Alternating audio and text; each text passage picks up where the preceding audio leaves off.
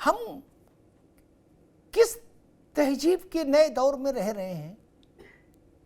मतलब राह चलते आप मोटरसाइकिल को गिरा दे रहे हैं और उस पर जो युवती बैठी है पीछे उसको वहां गिरा के उसके साथ अभद्रता कर रहे हैं। मतलब किस स्थिति में, किस मानसिकता के साथ समाज में ये लोग पनप रहे हैं? बरखा जी। नमस्कार सभी को मेरा। जी, बहुत ही शर्मसार करने वाली ये घटना है। कैसे ये दरिंदे आते कहां से हैं जो कानून को अपने हाथों में ले सकते हैं दिन दहाड़े।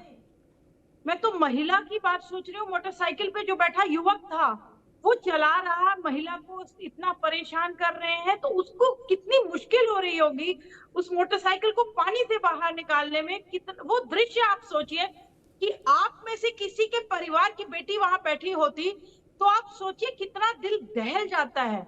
कई रातें नहीं सो पाएगी वो युवती और वो युवक जो इतनी पीड़ा में से गुजरा है, इतनी हैरेसमेंट जो लगातार उसकी हुई है और वो बेबस लाचार कुछ कर भी नहीं पा रहा। लेकिन मूक दर्शक जो देख रहे थे वहां खड़े, मेरा उनपे भी बहुत बड़ा सवाल है कि क्या आप चुपचाप हंसते रहेंगे या वीडियो बनाते रहेंगे? आप किसी की हेल्प नहीं करते हैं। ये सोशल फैब्रिक कहाँ जा रहा है देश का? ये शर्मसार करने वाली बातें देखते रहते, आए दिन होती रहती है, ये बनाते रहते हैं वीडियो। मैं योगी जी का धन्यवाद जरूर करूंगी कि उन्होंने तुरंत एक्शन लिया, लेकिन कैसे ये इतना लॉ एंड ऑर्डर मेंटेन होने के बाद भी एक नजीर क्यों नहीं पेश हो रही है? ये डर क्यों नहीं बैठ रहा? ये मन में खौफ क्यों नहीं आ रहा कि आज सोशल मीडिया के जमाने में ये वीडियो जब आएगी। अच्छा एक बात बताइए अमिताभ जी, अगर ये वीडियो ना आती तो इन मंचलों का क्या होता? मतलब ये ऐसी घटनाएं करते रहेंगे और ये गायब हो जाएंगे, बिलों में छुप जाएंगे। दूसरे दिन फिर किसी की बहन बेटी को छेड़ेंगे या किसी युवक को तंग करेंगे, परेशान करेंगे, लूटपाट करेंगे और फिर छुप जाएंगे। तो ये तो धन्यवाद है कैमरों का भी जो ऐसी चीजें लेके आ रहे हैं सामने। ठीक, लेकिन अगर वीडियो ना होती तो बेचारे। ठीक बात है। बड़ा सवाल उठाया बरखा जी आपने, आपके पास आऊंगा दोबारा। अगर वीडियो ठीक बात बस रह गई है जी, कि पुलिस वालों को जो सस्पेंड किया है, बहुत सारे पुलिस वालों को अच्छा किया उन्हें सस्पेंड किया, लेकिन वो 2-3 महीने बाद फिर बेहाल हो जाएंगे, फिर आ जाएंगे। ये कार्रवाई अब इससे हट करके कुछ और सोचना पड़ेगा। कोई ऐसी कार्रवाई करनी पड़ेगी सबके ऊपर जो नजीर पेश करे, जो एक ठीक है, डर ठीक है बरखा पेश जी। करे। आपने बड़ी अच्छी एक बुनियादी सवाल उठाया कि अगर ये वीडियो नहीं बनता तो सब चीज़ें गुमनामी में चलती रहती वैसे ही। जैन साहब के पास आऊँगा। जैन साहब, बड़ी कार्रवाई हुई, कड़ी कार्रवाई हुई, चौकी थाना मुअत्तल हो गया, थानेदार, दरोगा, ACP, DCP, CP, TP type के जितने थे वो सब निपट गए। ठीक है, अच्छी बात है। लेकिन मूल प्रश्न खड़ा होता है कि सिपाही से लेकर और कमिश्नर तक इलाके में सामान्य स्तर पर भी इतनी पैनी नजर होनी चाहिए कि इस ढंग के जो शोहदे तबीयत के लोग हैं या अराजक तबीयत के लोग हैं वो निगाह में होने चाहिए, रडार पर रहने चाहिए। नहीं जैन साहब? आपको मेरी आवाज आ रही है? जी आ रही है जैन साहब जी। देखिए, जो घटना हुई है ये बड़ी शर्मनाक है। ये 2-3 गांव हैं आसपास, ग्वारी है, जुगौली है। ये कुछ मनबड़ किस्म के लड़के हैं। जी, जो कार्रवाई हुई बिल्कुल सही हुई। स्थानीय चौकी और थाने से अपेक्षा की जाती है कि ऐसे शोहदों के ऊपर निगाह रखें, पेट्रोलिंग होनी चाहिए। मैरीन ड्राइव जहां की घटना है, एसीपी गोमती नगर के कार्यालय से बहुत करीब है और यहाँ पर फोर्स रहना चाहिए था। जो भी कार्रवाई हुई है, 4 अभी गिरफ्तार हुए हैं और अभी बहुत गिरफ्तार होने शेष हैं। ये सब गिरफ्तार किए जाने चाहिए। ये एक मनबड़ किस्म की घटना है और गाड़ियों के ऊपर जिस तरीके से हुड़दंग कर रहे हैं, ये कार्रवाई जितनी हो इनके खिलाफ उतनी कम है। और जो सेक्शंस लगाए गए हैं, शुरू में तो मुझे बताया गया 272 लगा था जी, भारतीय न्याय संहिता का, वो संक्रमण फैलाने का है, वो प्रॉपर सेक्शन नहीं था। अब प्रॉपर सेक्शन लगे हैं, सेक्शन 74। जैन साहब, एक जी। सप्लीमेंट्री सवाल मेरे जहन में आ रहा है जी एक दूसरे विषय पर भी हम लोगों ने एक बार चर्चा की थी, तो मैंने कहा था ये अधिकारी पेपर जब आउट होता है तो सबसे पहले ये क्यों कह देते कोई आउट नहीं हुआ, जो बोलेगा आउट हुआ उसको जेल में डाल देंगे। वैसे ही जब धारा लगाई इसमें तो कैसी मरी सी मुरझाई सी धारा लाए, बोले संक्रमण फैला दिया पानी में। मतलब मैं समझ नहीं पा रहा क्या करना, कैसे अधिकारी है ये, क्या क्यों है अधिकारी, इनको जेल में डाल दो पहले फुर्सत में, कम से कम जान तो छूटे ऐसे लोगों से। नहीं जैन साहब, बिल्कुल ठीक कह रहे हैं आप। जिनको बिटिया नहीं दिखाई दे रही करे संक्रमण फैला रहे, ये लीपने वाली कोशिश करने वाले अधिकारी कैसे बच जाते हैं, क्यों है सिस्टम में? इनकी पूरा जीवन बीत जाता है ऐसे रीढ़ विहीन अधिकारियों का, लचर अधिकारियों का पूरा जीवन इसी में लीपने में बीत जाता है। बोले डकैती को चोरी में लिख दो, चोरी को तू में लिख दो, बलात्कार को छेड़खानी में लिख दो, छेड़खानी को इन्फेक्शन फैलाने में लिख दो। क्या तमाशा है जैन साहब? नहीं, बिल्कुल ठीक है आपका कहना, और मेरा ये मानना है कि जो ये कार्रवाई हुई है इसका पूरे प्रदेश में एक जबरदस्त संदेश गया है। पुलिस फोर्स को चेतावनी है कि जहां पर कोई घटना होती है आप उसको दर्ज कीजिए, सही धाराओं में दर्ज कीजिए, कड़ी कार्रवाई कीजिए। शासन का पूरा सपोर्ट है, सरकार का पूरा सपोर्ट है, ये ऐसा ही होना चाहिए।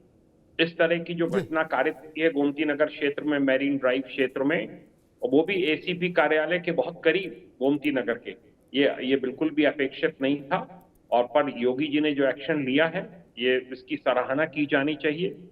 डीसीपी हटा दिए, एडिशनल डीसीपी हटा दिए, एसीपी हटा दिए, एसएचओ चौकी इंचार्ज सस्पेंड कर दिए। इस एक कार्रवाई से पूरे प्रदेश में मैसेज जाएगा। जो बलिया में एक्शन हुआ पुलिस का, जहां पर कई गिरफ्तारियां हुई हैं, एसओ से लेके सब जेल चले गए वसूली कांड में, इसका एक मैसेज गया है पूरे प्रदेश में। इस प्रकार का पॉजिटिव मैसेज जाना चाहिए, और ये मैं इसको नेक्स्ट स्टेज ऑफ पुलिसिंग मानता हूं। एक माफियाओं के खिलाफ कार्रवाई के बाद जो ये शोहदे और सड़कों पे उत्पात मचाने वाले हैं, इनके खिलाफ भी कार्रवाई होनी चाहिए, जिससे कि सड़कें बिल्कुल सेफ रहें और कहीं पर भी कोई जब चाहे तब निकल के जा सके। बिल्कुल ठीक बात कही जैन साहब आपने। मैं विजय राठी जी के पास आऊँगा एक बात कह के। मेरा मन अभी भी इस बात से दुखी है कि जो काम पुलिस के बड़े अधिकारियों को करना चाहिए था वो मुख्यमंत्री को करना पड़ रहा है। जैन साहब माफ करिएगा, मुख्यमंत्री को पुलिसिंग के लिए तो नहीं चुना जाता है ना, लेकिन उनको करना पड़ रहा है क्योंकि अधिकारी घोर माठा करने पे आमादा है। घोर माठा, बहुत देशी शब्द प्रयोग कर रहा हूं, लीपने में लगे हैं। भाई क्या हुआ, बोले इन्फेक्शन फैलाने का मुकदमा है। क्या तमाशा है ये? योगी आदित्यनाथ अगर बीच में इंटरवीन नहीं करते जैन साहब, कोई ना सस्पेंड होता, ना कोई बर्खास्त होता, ना चौकी नपती, ना एसीपी डीसीपी टीपी टाइप के जितने हाकिम हैं ये सब मौज कर रहे होते, अंजीर का जूस पी रहे होते अपने दफ्तर में बैठ के। ये जान लिख लीजिए मेरी बात, ये सब पेस्ट्री खा रहे होते अपने दफ्तर में बैठ के, अंजीर का जूस पी रहे होते, और ये वीडियो टहलता रहता। ये योगी आदित्यनाथ है। अब मैं वो शब्द का इस्तेमाल नहीं यहां करूंगा कि उनका आक्रोश का स्तर क्या था इस घटना पर।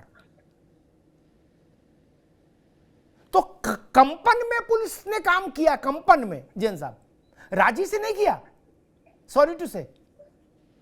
ये मुख्यमंत्री के ताप से कांपती हुई पुलिस ने ये कार्रवाई की है,